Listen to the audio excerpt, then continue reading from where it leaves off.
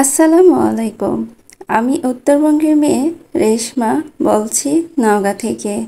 আমার daily blog channel village ফ্লেভারে আপনাদের সবাইকে স্বাগতম।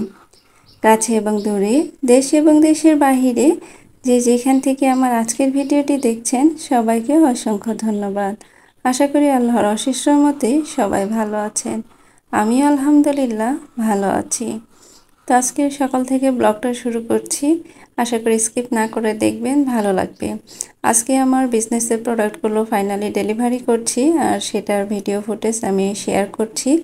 কারণ যেদিন ডেলিভারি করি সেই দিন কী পরিমাণ প্যারা থাকে আমার, তো সেগুলোই আর কি শেয়ার করার চেষ্টা করেছি। আসলে কোনো কাজই সহজ না, প্রত্যেকটা কাজের পিছনেই অনেক পরিশ্রম দিতে হয়, সময় দিতে হয়। তো এরকম একটা বিজনেস করতে গেলে কি পরিমাণ শ্রম দিতে হয় সেটাই আপনাদের সাথে শেয়ার করব। আর এই ধরনের ভিডিওগুলো আমার আপুরা অনেক বেশি পছন্দ করে, যার কারণে কিন্তু আমি মাঝে মধ্যে শেয়ার করি। তো এই ড্রেসগুলো আসলে অনেক আগে পাঠানোর কথা ছিল, কিন্তু আমাদের দেশের পরিস্থিতি এতটাই অস্বাভাবিক ছিল, সেই সময় তো ফেসবুক বন্ধ ছিল। তো সেই সময় মোটামুটি প্রোডাক্টগুলো রেডি ছিল, দুই একটা বাদে, চাইলে তখন আমি পাঠাতে পারতাম। কিন্তু তখন তো আসলে ফেসবুক বন্ধ ছিল। তো আমার কাছ থেকে যে হোলসেল নেয়, ওনার তো বিজনেস অফ ছিল, আর উনি আমার মতো দেখা যায় যে 5-6টা ফিল্ড থেকে প্রোডাক্ট নেয়। ওনার 10-12 লাখ টাকার প্রোডাক্ট ফিল্ডে পড়ে থাকে, আবার 10-12 লাখ টাকার প্রোডাক্ট ওনার বাসায় থাকে, স্টকে থাকে। তো এটা একটা মানে কন্টিনিউয়াস প্রসেস, যে কাজ উঠে আসবে, উনি আবার কাজ ছাড়বে।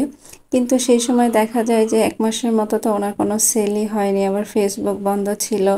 তো উনি প্রোডাক্টগুলো মানে নিতে পারছিল না, যার কারণে পাঠায়নি। তারপরে আবার একটু স্বাভাবিক হওয়ার পর যখন আমি প্রোডাক্টগুলো রেডি করছিলাম পাঠানোর জন্য, সেই সময় আবার বন্যা পরিস্থিতি। তখনও আসলে মানুষের মন মানসিকতা কিন্তু এত ভালো ছিল না যে মানুষ শপিং করবে। তখন উনি প্রোডাক্ট নেওয়ার মতো সিচুয়েশানে ছিল না, তো তখনও পাঠায়নি। তো তারপরে এর মধ্যে আরও কিছু প্রোডাক্ট উঠে আসে, তো সেগুলো রেডি করে এখনই মূলত হচ্ছে পাঠাবো। তো ওনার সাথে কথা বলে তারপরে আমি প্রোডাক্টগুলো কুরিয়ারের জন্য মোটামুটি রেডি করে ফেলতেছি।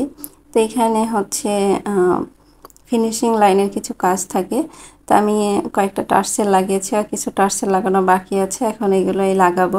তারপরে আবার একটু চেক করতে হয়। আয়রনের সময় অনেক দাগ লেগে যায়, যেহেতু লন্ড্রিতে অনেক কাপড় থাকে।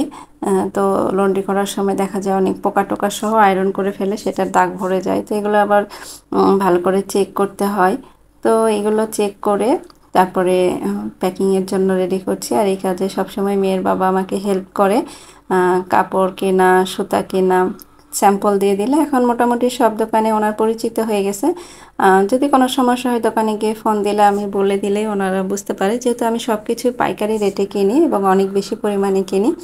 আর যেহেতু দীর্ঘ 7 বছর ধরে ব্যবসা করছি, তো তাদের সাথেও মোটামুটি ভালো একটা সম্পর্ক হয়ে গেছে। তো এই জন্য আমি বললেই তারা বুঝতে পারে। তো সেই অনুযায়ী কিন্তু স্যাম্পল দিলে বা বলে দিলে তারা সুতা বলি আর কাপড় বলি দিয়ে দেয়। আর লন্ড্রিতে দিয়ে আসা নিয়ে আসার কাজটাও মেয়ের বাবাই করে। আর এই যে প্যাকিং করতেও তার হেল্প লাগে, কারণ অনেক বড় বস্তা হয়, তো একা আসলে প্যাকিং করা সম্ভব হয় না। এগুলো কাজে আসলে ছেলে মানুষের হেল্প লাগে। এত বড় বস্তা কুরিয়ার করতেও নিয়ে যাওয়া অনেক কষ্টের ব্যাপার। তো যাই হোক, আলহামদুলিল্লাহ সব কাজেই কিন্তু মেয়ের বাবার সাপোর্ট পাই। আর বিয়ের আগে আমার বাবাও আমাকে খুব সাপোর্ট করেছে। তো একটা মেয়ের জন্য কিন্তু বাবার সাপোর্ট আর হাজব্যান্ডের সাপোর্ট অনেক বেশি প্রয়োজন। তো আলহামদুলিল্লাহ আমি সবসময় এই দুইটা সাপোর্ট পেয়ে আসছি। তো এখন এই যে এগুলো সব রেডি করছি, সেট মিলায়ে দিতে হয় আর কি। অনেক সময় দেখা যায় যে একই কালারের সাথে সুতার ম্যাচিং চেঞ্জ থাকে, যেমন লেমন কালার আর মেরুন কালারের যে কন্ট্রাস্ট, এখানে দুইটা সুতার কাজ আছে। একটাতে জলপাই কালারের সাথে অফ হোয়াইট কালার, আর একটা জলপাই কালারের সাথে পিঙ্ক কালার। তো এই জন্য ওনাগুলো সেট করে দিলে ওনার সুবিধা হয় বুঝতে। তো আমি প্রত্যেকটা ড্রেস আলাদা আলাদা করে সেট করে নিচ্ছি। এখানে সবই 2 পিস আছে, জাস্ট দুইটা 1 পিস, তাছাড়া সব 2 পিস। এই জন্য ওড়নাগুলো ম্যাচিং করে দিতে হবে। তো আমি প্রোডাক্ট রেডি করতে করতে সেই পুরনো রিকোয়েস্টটাই করছি। আমার ভিডিও এখন পর্যন্ত যারা দেখছেন একটি লাইক দিতে ভুলে গিয়েছেন, প্লিজ একটি লাইক দিয়ে পুরো ভিডিওটি কন্টিনিউ করবেন। আর যারা অলরেডি আমার চ্যানেলটি সাবস্ক্রাইব করে আমার ভিডিওতে লাইক কমেন্ট করে আমার চ্যানেলকে সাপোর্ট করে যাচ্ছেন তাদেরকে অসংখ্য অসংখ্য ধন্যবাদ। আর যারা এখনও করেননি তাদের প্রতি আশা রাখছি আমার ভিডিওর কোথাও কোনো অংশ ভালো লেগে গেলে আমার চ্যানেলটি সাবস্ক্রাইব করে আমার পাশে থেকে যাবেন। তো এই যে উপরের ওই দুটো ছিল শুধু ওয়ান পিস। তো এই যে অনেক বড় একটা বস্তা, কিন্তু এগুলো অনেক বিগ সাইজের বস্তা হয়, অনেক কাপড় ধরে। এখন এটা ভালো করে সুতা দিয়ে সেলাই করে তারপরে পাঠাতে হবে। পলি ব্যাগে কিন্তু আগে ড্রেসগুলো অল্প অল্প করে 10 পিস এরকম করে উঠিয়ে তারপরে আবার বস্তাতে উঠাতে হয়। তো এটা খুব শক্ত করে ভালো করে বাঁধতে হবে, যেহেতু দেখা যায় যে ওরা তো কুরিয়ার গাড়িতে অনেক প্রোডাক্ট নেই, তার সাথে দেখা যায় আমরা যেভাবে যত্ন করে রাখি ওরা কিন্তু এভাবে এত যত্ন করে ফেলে না, দমদম যেখানে ফেলে দিবে। তো এই জন্য প্যাকিংটা খুব ভালো করে করতে হয়। আর এই কয়েকদিন কাজের ব্যস্ততা এত বেশি ছিল, আর এই বেডের উপরেই সব কিছু করা, এত প্রেশার গিয়েছে, বেডশিটের অবস্থা খুবই খারাপ, অনেক নোংরা হয়ে গেছে, তাই সেটা চেঞ্জ করে নিলাম।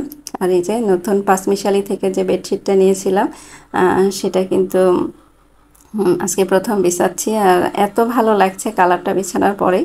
আসলে সাদা কালার সবসময় ভালো, তো খুবই ভালো লাগছিল। আর এটার যে ইয়েলো কালারের বেডশিট সেটাও কিন্তু আমি নিয়ে নিয়েছি, ওটাও অনেক বেশি ভালো লাগছিল। তো যখন দুইটা একসাথে অর্ডার করেছিলাম ওইটা লঞ্চ করছিল না ওরা, যার কারণে ডেলিভারি দেয়নি। তো পরে আবার যখন ওরা প্রোডাক্টটা ইয়ে করে তখন সেটাও আমি অর্ডার করি।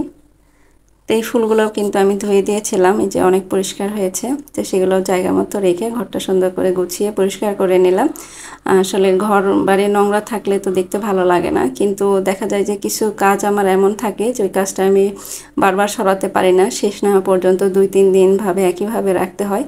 তো এই 2-3 দিন কিন্তু আমার ঘরের অবস্থা খুবই খারাপ ছিল, এখানেই অনেক কাপড় চোপড় সব কিছু রেখেছিলাম। তো এখন এই যে ফাইনালি পরিষ্কার করার পর কিন্তু অনেক সুন্দর লাগছে। তো এখন আমি এটা সব কিছু গুছিয়ে যাব দুপুরে রান্নাবান্নার আয়োজন করতে।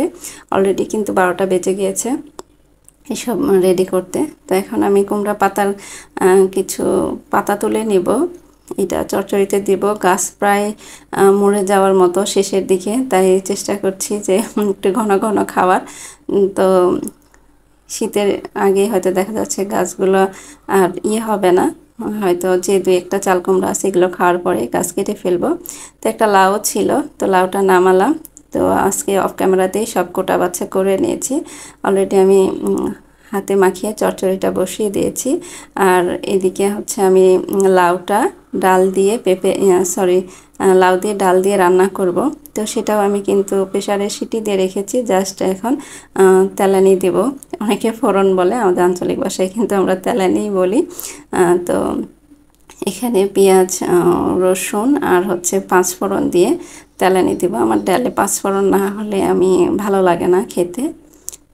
তো আজকে দুপুরে কিন্তু এই সিম্পল খাবার দাবারই, যখন যেমন কাজের প্রেশার থাকে সেই হিসেবে কিন্তু রান্নাবান্নার কাজটা করতে হয় আমাদেরকে। যদিও শাকটা বাছতে অনেকটাই সময় লেগেছে, তারপরেও আসলে খেতে ইচ্ছে করছিল যার কারণে করলাম। এমনিতে অনেক টায়ার্ড ছিলাম, মানে বসে থেকে অনেক কাজ করতে হয়েছে, তারপরেও আসলে রান্নাবান্না তো করতেই হবে, কিছু করার নেই। তো খাবারগুলো সব টেবিলে রেখে তারপরে হচ্ছে আমি খাওয়া দাওয়া করে মানে বেশ কিছুটা সময় আর কি রেস্ট নিয়েছি, কারণ একদম মাঝা কোমর আমার খুবই পেইন করছিল। অনেকটা সময় রাত জেগেও কাজ করেছি, আবার সকাল থেকেই একদম কাজে লেগে গিয়েছিলাম।